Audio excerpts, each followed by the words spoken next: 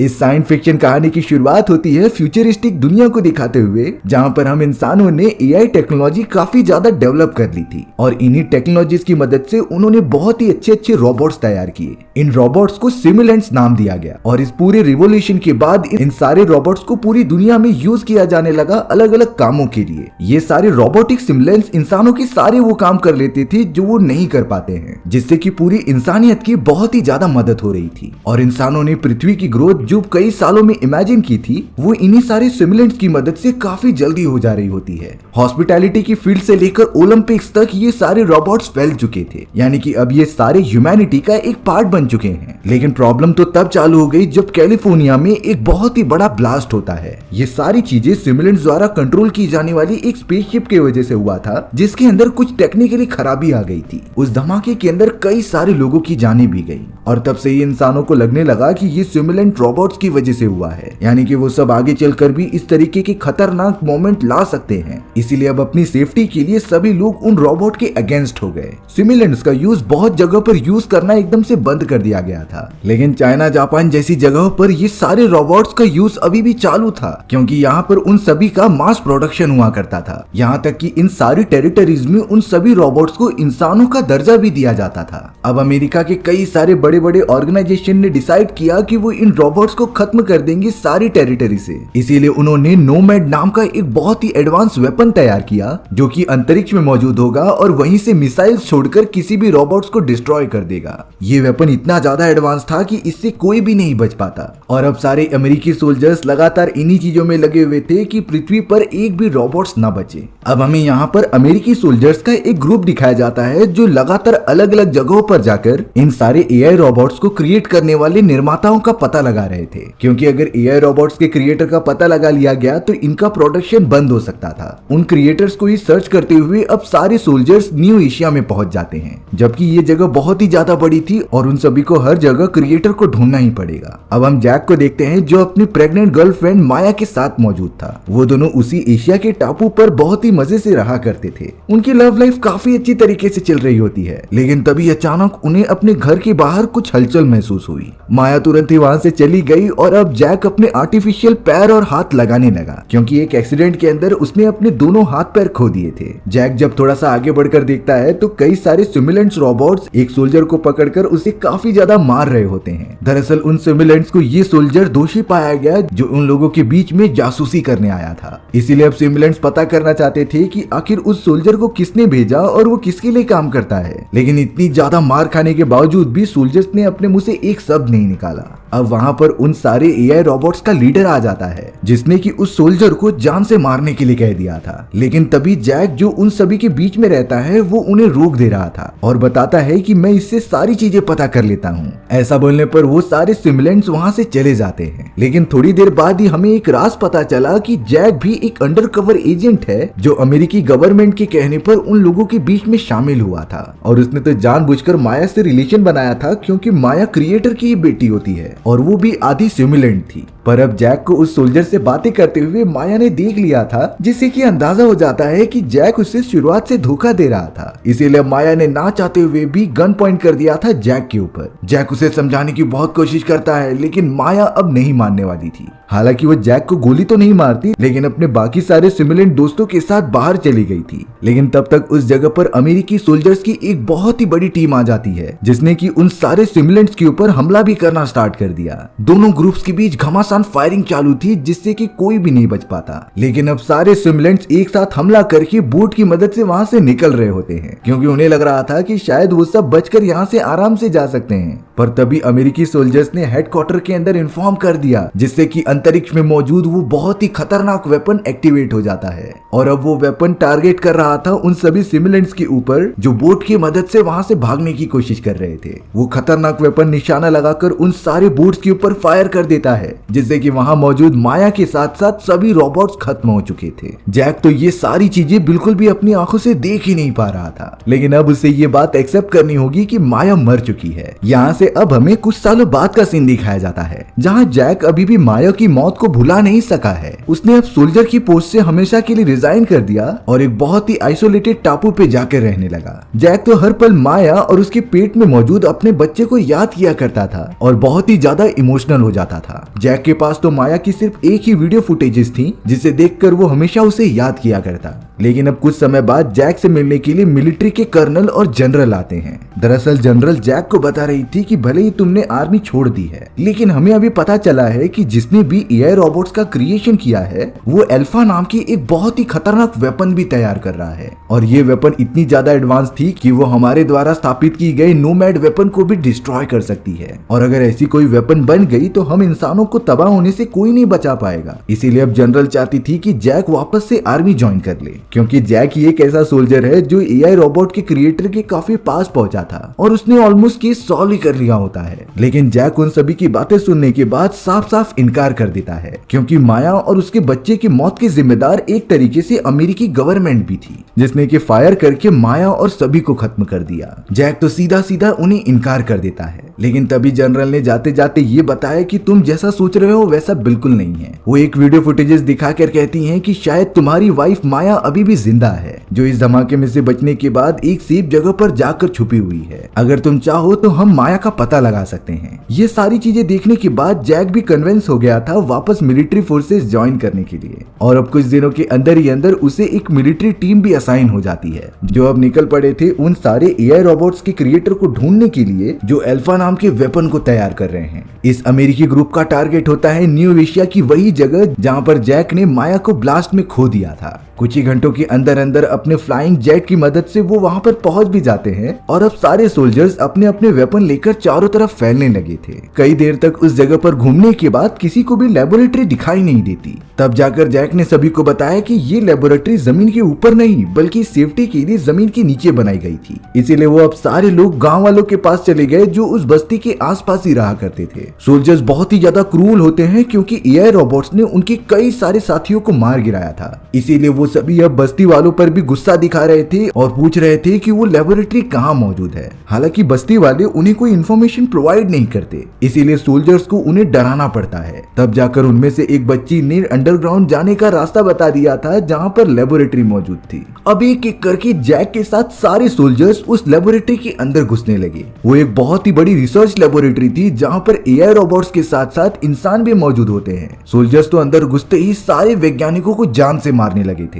उनके अंदर जरा भी दया नहीं आती उन सारे लोगों को मारने के लिए। जैक वहाँ के कंप्यूटर सिस्टम्स पर जाकर नोटिस करता है कि कुछ समय पहले माया का यहाँ पर ट्रीटमेंट किया जा रहा था, इसीलिए अब वो बहुत ही ज्यादा एक्साइटेड हो गया अपनी माया को वापस लाने के लिए। अब उस लेबोरेटरी के अंदर एक बहुत ही बड़ा चेंबर मौजूद था जो नॉर्मल तरीके से ओपन नहीं हो रहा था, तो इसीलिए सोल्जर्स ने उसे हैक करने की कोशिश की। अब तो उस जगह पर लोकल पुलिस भी आ गई जो उन सभी को रोकने की कोशिश करती है। वो तो पुलिस ऑफिसर्स पर भी हमला करने लगे। बाहर बहुत ही बुरी तरीके से जंग चालू थी और वहीं दूसरी तरफ जैक धीरे धीरे अंदर जाने लगता है एक चेंबर के अंदर। वहाँ पर तो कोई अनजान पर्सन बैठा हुआ था और उसे लग रहा होता है कि ये क्रिएटर ही होगा, लेकिन पास जाकर पता चला कि ये तो एक बच्चा है जो कि एआई रोबोट वाला सिमुलेंट था। अचानक जैक के ऊपर किसी ने हमला कर दिया और उसे काफी ज्यादा घायल कर दिया। उस हमला करने वाले पर्सन ने छोटे सिमुलेंट को एक रास्ते से बाहर निकाल दिया जो कि उस लेबोरेटरी के ऊपर की तरफ जाता था। फिर हमें पता चलता है कि सिमुलेंट ने पहली बार बाहर की दुनिया देखी है और उसके लिए ये चीजें काफी ज्यादा फैसिनेटिंग लग रही थी। अब हमें पता चल रहा था कि वो सारे अमेरिकी सोल्जर्स बहुत ही ज्यादा कमजोर पड़ने लगे हैं। उनके कई सारे साथी इस जंग में मारे जा चुके थे,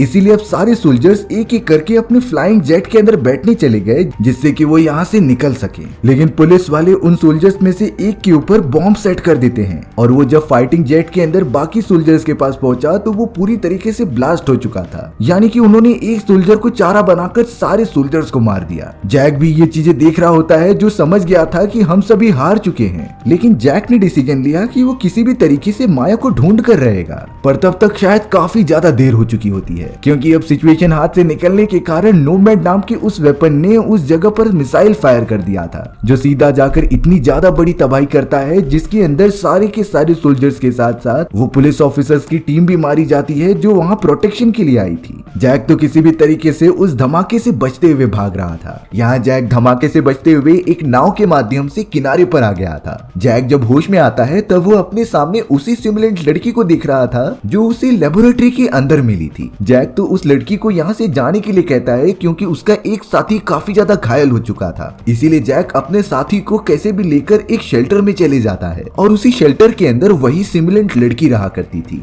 जैक को पता नहीं क्यों उस लड़की के ऊपर बहुत ज्यादा गुस्सा आ रहा था, इसीलिए वो जाकर टीवी बंद कर देता है जिसे कि वो सिमुलेंट लड़की देख रही थी। लेकिन अगले ही मोमेंट में उस लड़की ने अपने हाथ जोड़े और अपनी दिमाग की पावर्स का यूज करके टीवी को ऑन कर दिया। ये सुपरनैचुरल शक्तियां तो किसी भी सिमुलेंट के अंदर नहीं पाई जाती। जैक तो बहुत ही ज्यादा शॉक हो गया था कि आखिर वो ये सारी चीजें कैसे कर रही है। जैक को जरा सा शक हो रहा था, इसीलिए उसने डायरेक्टली जनरल से कांटेक्ट किया जो बता रहा था कि यही सिमुलेंट लड़की तुम्हारा हथियार है जिस अल्फा वेपन की आप लोग बात कर रहे थे। जैक तो अब अचानक से उस सिमुलेंट लड़की के हाथ में एक ड्राइंग देखता है। जैक पूरी तरीके से शॉक हो गया क्योंकि इस तरीके की चिप की ड्राइंग सेम टू सेम उसकी वाइफ माया की भी बैग पर बनी हुई थी। जैक तुरंत ही उस सिमुलेंट लड़की को अपनी वाइफ की फोटोज दिखाता है और पूछता है कि क्या तुम इसकी लोकेशन जानती हो। तब उस सिमुलेंट लड़की ने थोड़ा सा सोचते हुए माया का लोकेशन बता दिया था, यानी कि अब जैक अपनी वाइफ माया के पास जाकर उसे बचा सकता है। लेकिन तब तक शायद बहुत ही ज्यादा देर हो चुकी थी क्योंकि अब उस शेल्टर को चारों तरफ से सिमुलेंट पुलिस ऑफिसर्स ने घेर लिया था जो जैक को एक क्रिमिनल की तरह ढूंढ रहे थे। उन्होंने तुरंत ही एक ग्रेनेड शेल्टर के अंदर फेंक दिया होता है जिससे कि वो पूरा ब्लास्ट हो जाए। लेकिन वहां मौजूद सिमुलेंट लड़की का कुत्ता तुरंत ही उस ग्रेनेड को उठाकर पुलिस ऑफिसर्स के पास ही जाकर रख देता है, जिससे कि दूसरी तरफ बहुत ही बड़ा ब्लास्ट हो गया। सारे के सारे सिमुलेंट ऑफिसर्स तो पूरी तरीके से डिस्ट्रॉय हो चुके थे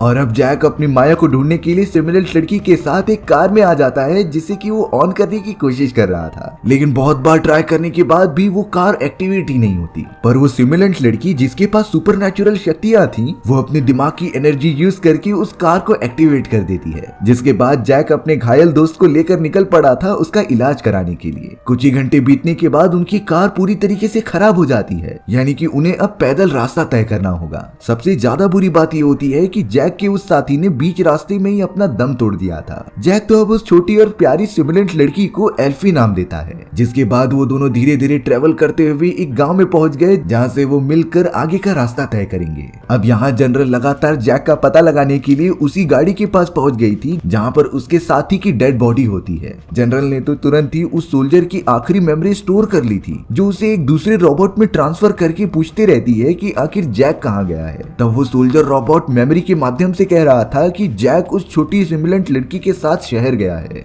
यानी कि अब जनरल को भी पता है कि वो कहाँ गए हैं। यहाँ शहर में जैक किसी भी तरीके से गाड़ी के अंदर छुपा हुआ था ताकि कोई उसे पहचान ना पाए। लेकिन बदकिस्मती से वो एक चेक पॉइंट पर रुक जाते हैं जहाँ कुछ सोल्जर्स एल्फी को अपना हेड बैंड निकालने के लिए कह रहे थे। लेकिन अब एल्फी किसी भी तरीके से अपनी सुपरनैचुरल पावर्स का यूज करती है और वहाँ की सारी इलेक्ट्रिसिटी गायब कर देती है, जिससे कि उन्हें भागने का मौका मिल गया था। सारे सोल्जर्स लगातार उस ट्रक के ऊपर हमला करते जा रहे थे, लेकिन अच्छी बात होती है कि वो सभी लोग शहर के अंदर पहुंच गए होते हैं। जैक और एल्फी जब बाहर आते हैं तब उनके बोर्डिंग्स हर जगह लगी हुई थी और जो भी उन्हें पकड़ने में मदद करेगा उन्हें काफी सारे इनाम भी मिलेंगे। इसी तरीके से एक आदमी उन दोनों को देख लेता है और पुलिस वालों को इन्फॉर्म कर देता है कि ये दोनों यहाँ पर मौजूद हैं। फिलहाल के लिए जैक एल्फी को लेकर अपने एक बहुत ही पुराने दोस्त एंड्रयू के पास चला गया था। एंड्रयू भले ही सोल्जर का काम किया करता था, लेकिन अब वो एआई रोबोट्स बनाने की फैक्ट्री चलाता है। अब यहाँ जैक एंड्रयू को अपनी सारी बातें बताता है कि कैसे अमेरिकी गवर्नमेंट ने उसे एक मिशन दिया था कि क्रिएटर की बेटी माया को अपने जाल में फंसा ले, और जैक ने अपने पूरे मिशन में ऐसा ही किया था।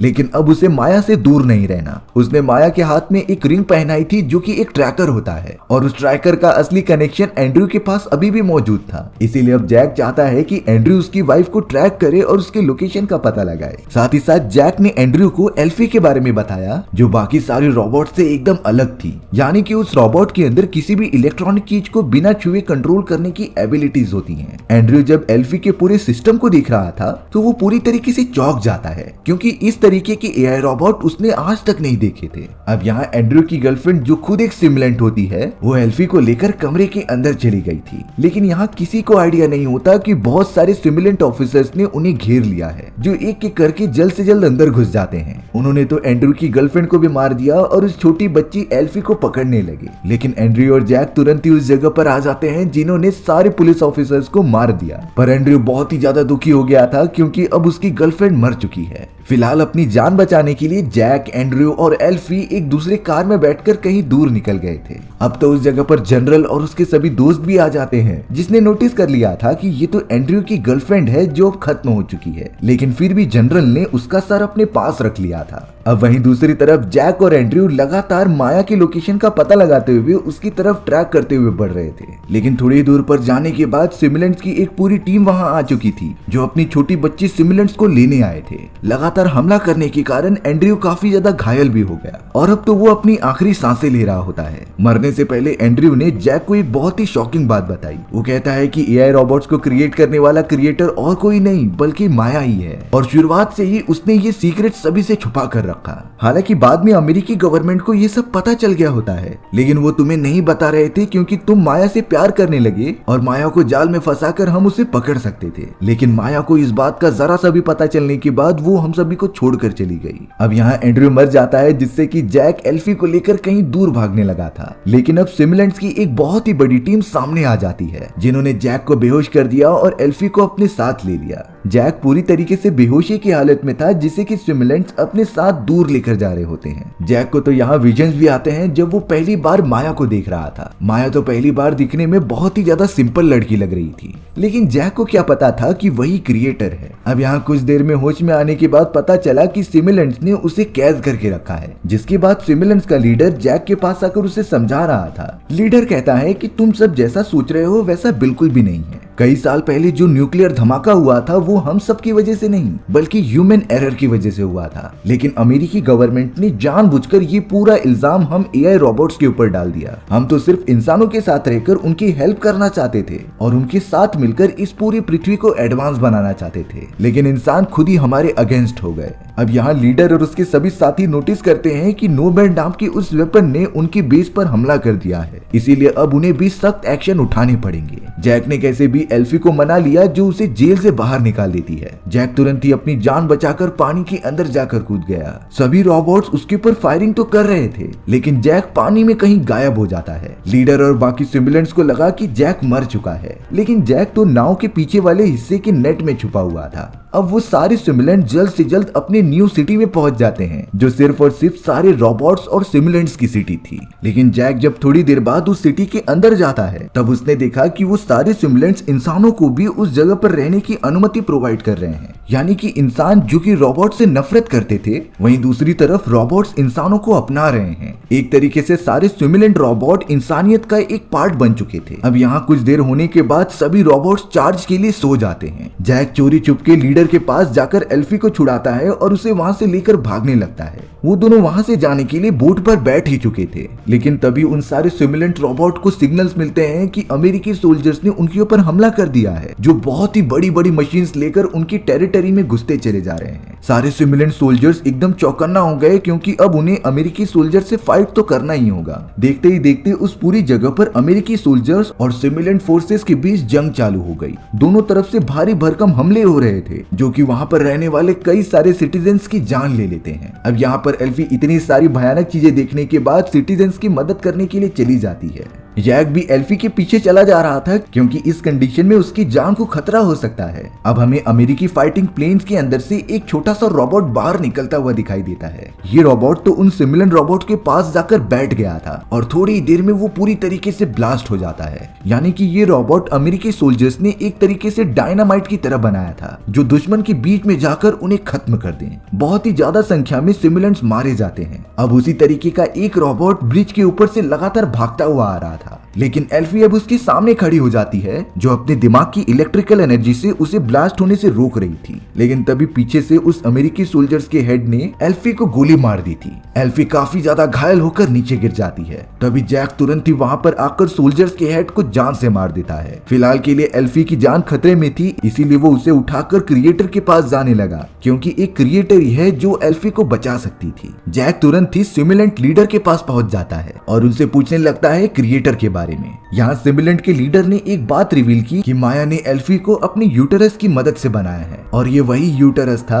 जो कि जैक और माया के रिलेशन से पैदा होने वाले बच्चे से बना होता है। यानी एक तरीके से एल्फी जैक की बेटी हुई। अब दूसरी तरफ हमें जनरल दिखाई जाती है जिसने कि एंड्रयू की गर्लफ्रेंड को पूरी तरीके से ठीक कर दिया था और अब वो उसकी पुरानी मेमोरीज की मदद से ये पता लगा लेती है कि क्रिएटर का लोकेशन कहाँ पर है। और अब काम खत्म होने के बाद जनरल ने उस रोबोट को वापस से मार दिया। सिमुलेंट्स और अमेरिकी सोल्जर्स के बीच तो लड़ाई घमासान चालू थी, पर अब जैक जिसके पास घायल एल्फी मौजूद होती है उसकी तरफ कुछ स्पिरिचुअल लोग आते हैं जो उसे एक अनजान पवित्र स्थान की तरफ लेकर चले गए थे। अंदर जाने के बाद जैक को वहाँ पर काम करने वाले मॉन्क्स ने बताया कि माया जो इन सारे एआई रोबोट्स की क्रिएटर है वो तो अब मर चुकी है। दरअसल बात ये थी कि कई साल पहले जब नोमैड नाम की उस वेपन ने सारे रोबोट्स के ऊपर हमला किया था तब उस धमाके में माया ने अपने पेट में मौजूद बच्चे को खो दिया और तब से ही वो घायल अवस्था में यहाँ पर मौजूद है और अब इसकी बॉडी को सिर्फ एक मशीन की मदद से जिंदा रखा जा रहा है। जैक ने नोटिस किया कि उन सारे मॉन्क्स ने एल्फी को पूरी तरीके से ठीक कर दिया है क्योंकि माया जब घायल अवस्था में थी तो उसने अपनी सारी स्किल्स और टेक्निक उन मॉन्क्स को सिखा दी होती हैं। जैक अपनी वाइफ की बॉडी को पकड़कर बहुत ही ज्यादा रोने लगा क्योंकि अगर वो उसे धोखा नहीं देता तो ये सारी चीजें कभी नहीं होती। लेकिन अब उसके पास माया की एक निशानी मौजूद है जो कि एल्फी थी, इसीलिए अब जैक एल्फी को पकड़कर उस मशीन को बंद कर देता है जिससे कि माया पूरी तरीके से आजाद हो जाए। लेकिन थोड़ी देर के अंदर ही अंदर उस पूरी जगह को ट्रैक करते हुए जनरल और उसके सोल्जर्स पहुंच चुके थे। जनरल ने तो डायरेक्टली जैक के ऊपर गन पॉइंट कर दी और उसे अपनी हिरासत में लेने की कोशिश की, लेकिन पीछे से जैक की मदद करने के लिए कई सारे सिमुलेंट सोल्जर्स आ जाते हैं जिन्होंने जनरल और उसके सारे साथियों को मार दिया। हालांकि जैक उस समय के लिए एल्फी को लेकर वहां से भाग रहा था, लेकिन बाहर की तरफ देखने पर ऐसा लग रहा था कि सारे अमेरिकी सोल्जर्स ने काफी ज्यादा हमला करके सिमुलेंट रोबोट्स को हरा दिया है। अब वो सारे सोल्जर्स बीच रास्ते में ही जैक और एल्फी को अपने अंडर ले लेते हैं और उन्हें कस्टडी में बंद कर अपने साथ लेके चले जाते हैं। अब यहाँ कुछ समय बाद हमें अमेरिकी सोल्जर्स की एक लेबोरेटरी दिखाई जा रही थी जो लगातार एल्फी के ऊपर एक्सपेरिमेंट करते जा रहे थे। दरअसल उन्हें बहुत सारी इंफॉर्मेशन चाहिए थी सिमुलेंट रोबोट के बारे में, लेकिन एल्फी ने तो अब तक अपना मुंह खोला ही नहीं होता। पर अब कोई भी रास्ता ना होने के कारण अमेरिकी सोल्जर्स ने जैक को कहा कि तुम एल्फी को जान से मार दो। जैक के पास कोई और रास्ता नहीं होता, इसीलिए वो गन लेकर एल्फी के पास चला गया, लेकिन उसने एल्फी के कान में कुछ अजीब से वर्ड्स कहे, जिसके बाद वो गन को कहीं और मारने का नाटक करता है और अब एल्फी अपने सांसों को रोक ले रही थी। सारे वैज्ञानिकों को लगने लगा कि एल्फी अब मर चुकी है, इसीलिए अब उसकी बॉडी को डिस्ट्रॉय करने के लिए एक दूसरी जगह पर शिफ्ट किया जा रहा था। सारे कार्स प्रोटेक्शन के साथ उसे लेकर निकल जाते हैं, लेकिन बीच रास्ते में ही अचानक एल्फी उठ चुकी थी, जिसने कि तुरंत ही अपनी नेचुरल शक्तियों की मदद से वहां मौजूद सारी की सारी कार्स को एक्सीडेंट करा दिया और अब जैक किसी भी तरीके से एल्फी को पकड़कर वहां से भागने लगता है। वो तो जमीन पर मौजूद एक स्पेस स्टेशन की तरफ चलने लगे थे जो कि नोमैड वेपन की तरफ लेकर जाता था। जैक और एल्फी किसी भी तरीके से अंदर घुस जाते हैं क्योंकि एल्फी ने फिर अपनी एनर्जी का यूज करके वहां के सिस्टम्स को हैक कर लिया था और अब एक बहुत ही एडवांस प्लेन निकल पड़ी थी नोमैड की तरफ जाने के लिए। लेकिन अब यहाँ अमेरिकी सोल्जर्स के लीडर को इस बारे में पता चल चुका होता है, इसीलिए वो कमांड दे रहे थे कि नोमैड की तरफ जाने वाले सारे प्लेन्स कैंसिल कर दो। पर शायद अब इसमें काफी ज्यादा देर हो चुकी थी। एल्फी तो अब बिना पायलट्स के भी अपनी पूरी एनर्जी लगा देती है प्लेन को नोमैड की तरफ लेकर जाने के लिए। कुछ देर में जैक, एल्फी और कई सारे पैसेंजर्स नोमैड के अंदर पहुंच भी गए थे। अब हमें एक बात पता चलती है कि जैक जब माया की बॉडी के पास पहुंचा था तो उसने उसके दिमाग की सारी मेमोरीज एक चिप के अंदर ट्रांसफर कर ली होती है और अब इस चिप का बहुत ही बड़ा रोल होने वाला है जो कि एल्फी परफॉर्म करेगी। बेस के ऊपर तो बहुत सारे पुलिस ऑफिसर्स आ जाते हैं जिन्हें की स्ट्रिक्ट कमांड दिए गए होते हैं कि तुम्हें जहां भी जैक दिखे उसे जान से मार दिया जाए। जैक ने एल्फी को नोमैड की एक बहुत ही बड़ी कंट्रोल सेंटर में डाल दिया और खुद चला गया उस नोमैड वेपन के ऊपर काफी सारे बॉम्ब्स लगाने के लिए। एल्फी तो अपनी नेचुरल पावर्स की मदद से सारे के सारे वेपन्स को कंट्रोल करने की कोशिश कर रही थी, लेकिन इसके लिए उसकी काफी ज्यादा एनर्जी कंज्यूम हो जाती है। लेकिन अब एल्फी यहाँ पर गलती से एक दूसरी चैम्बर में चली गई जहाँ पर माया के काफी सारे सिमुलेंट्स मौजूद थे। एल्फी तो उनमें से ही एक सिमुलेंट को बाहर निकालती है और जैक द्वारा माया के रियल बॉडी में से कॉपी की गई उस मेमोरी को सिमुलेंट के अंदर डाल देती है, पर इसका तो कुछ भी फायदा नहीं होता। इसीलिए अब एल्फी भागते हुए जैक के पास चली गई थी जिसकी ऑक्सीजन खत्म होने वाली होती है। हालांकि जैक ने हर जगह पर बॉम्ब तो लगा दिया था, लेकिन अब उसके पास यहाँ से बाहर निकलने का कोई प्लान ही नहीं होता। एल्फी फिलहाल के लिए किसी भी तरीके से जैक को एक ऑक्सीजन वाली चैम्बर में लेकर जाती है जहाँ पर वो पूरी तरीके से सुरक्षित था। लेकिन अब हमें पता चला कि नोमैड जिसे कि खतरा महसूस हो रहा था, उसने अब कई सारे मिसाइल्स फायर कर दिए थे रोबोट्स की बस्ती के ऊपर, और अगर इसी तरीके से ब्लास्ट होता रहा तो सारे के सारे सिमुलेंट्स खत्म हो जाएंगे। अमेरिकी जनरल को पता था कि उनकी बहुत ही बड़ी प्रॉपर्टी को खतरा है, इसीलिए अब उन्होंने ऑक्टोपस जैसे दिखने वाले एक बहुत ही बड़ी सिमुलेंट रोबोट को एक्टिवेट कर दिया, जो कि डायरेक्टली हमला कर देता है जैक और एल्फी के ऊपर। एल्फी की पावर्स बहुत ही ज्यादा कम हो चुकी थी, इसीलिए वो ठीक से ऑक्टोपस वाले रोबोट को कंट्रोल नहीं कर पा रही थी। हालांकि एल्फी ने जैक को ये समझा दिया था कि वहां से बाहर निकलने का रास्ता सिर्फ एक एस्केपिंग पॉड है, उस एस्केपिंग पॉड के अंदर बैठकर वो यहाँ से बाहर निकल सकते हैं। लेकिन अब उनके सामने वही खतरनाक ऑक्टोपस रोबोट मौजूद था, जो लगातार एल्फी को पकड़कर उसे चोट पहुंचाने की कोशिश करता है। लेकिन जैक ने अब तुरंत ही वहां का चैम्बर पूरी तरीके से बंद कर दिया और एल्फी की जान बचाने के लिए उसे एक एस्केपिंग पॉड के अंदर डाल दिया था। एल्फी अब अपना पूरा ध्यान केंद्रित करती है, जिससे कि उसने थोड़ी देर के अंदर ही उस ऑक्टोपस वाले रोबोट को कंट्रोल कर लिया था। लेकिन सबसे बुरी बात तो ये होती है कि उस एस्केपिंग पॉड का दरवाजा ओपन ही नहीं हो रहा होता, यानी कि अब वो पूरी तरीके से जम गया होता है। जैक को इस बात का आइडिया था कि उसने जो जो बॉम्ब्स लगाए हैं वो जल्द ही फटने वाले हैं, और अब तो वो एल्फी को खतरे में नहीं डाल सकता था। इसीलिए जैक एल्फी से कहता है कि मैं तुमसे बहुत प्यार करता हूँ और तुम्हारी मॉम भी तुमसे काफी ज्यादा प्यार करती थी, लेकिन अब हम तुमसे हेवन में मिलेंगे। ये कहते ही जैक ने एस्केपिंग पॉड को अर्थ की तरफ रवाना कर दिया था। जैक द्वारा नोमैड वेपन के ऊपर लगाए गए सारे बॉम्ब्स अब धीरे धीरे फटने लग जाते हैं, जिससे कि वो पूरा वेपन जो कि अंतरिक्ष में मौजूद था, उसके कई सारे सिस्टम्स एकदम से डीएक्टिवेट हो जाते हैं। अच्छी बात तो ये थी कि जो सारे मिसाइल सिविलियन की बस्तियों की तरफ फायर कर दिए गए थे, वो पूरी तरीके से ब्लास्ट ही नहीं होते और जमीन पर आकर वैसे ही रह जाते हैं। जैक तो अब उस पूरे नोमैड वेपन को डिस्ट्रॉय होने का वेट करने लगा था। तभी अचानक उसके सामने माया की सिमुलेंट आ जाती है। ये वही सिमुलेंट थी जिसके अंदर एल्फी ने वो मेमोरीज इंक्लूड कर दी होती हैं, यानी कि ये माया का असली वर्जन है जिसके अंदर उसकी सारी यादें मौजूद थी। माया और जैक आखिरी बार एक दूसरे से गले मिल रहे थे और धीरे धीरे नोमैड नाम का वो पूरा वेपन डिस्ट्रॉय होते चला जाता है। कुछ ही देर के अंदर ही वो पूरा वेपन ब्लास्ट हो गया था, जिसकी वजह से जैक और माया की भी मृत्यु हो जाती है। एल्फी किसी भी तरीके से उस एस्केपिंग पॉड से होते हुए जमीन पर पहुंच रही थी। अब अमेरिकी सोल्जर्स का वो बड़ा वेपन डिस्ट्रॉय होने के बाद सारे के सारे सिमुलेंट रोबोट काफी ज्यादा खुश हो जाते हैं और उन्हें लगने लगा था कि अब शायद उनके ऊपर से बड़ा खतरा टल चुका है। वो बड़ा सा नोमैड वेपन भी अब पूरी तरीके से टूटकर जमीन पर गिर चुका था। एल्फी भी अब अपने सारे लोगों के साथ मौजूद होकर इस मोमेंट को एंजॉय कर रही थी, जिसके बाद ही हमारी ये एडवेंचरस कहानी यहीं पर खत्म हो गई। सो व्यूअर्स, आपको ये कहानी कैसी लगी कमेंट सेक्शन में बताना भूलना मत, और अगर आपको मेरा एक्सप्लेनेशन 1% भी अच्छा लगा होगा ना, तो वीडियो को लाइक एंड चैनल को सब्सक्राइब जरूर कर देना। मिलते हैं इसी तरीके की मजेदार वीडियोस में, तब तक के लिए बाय बाय।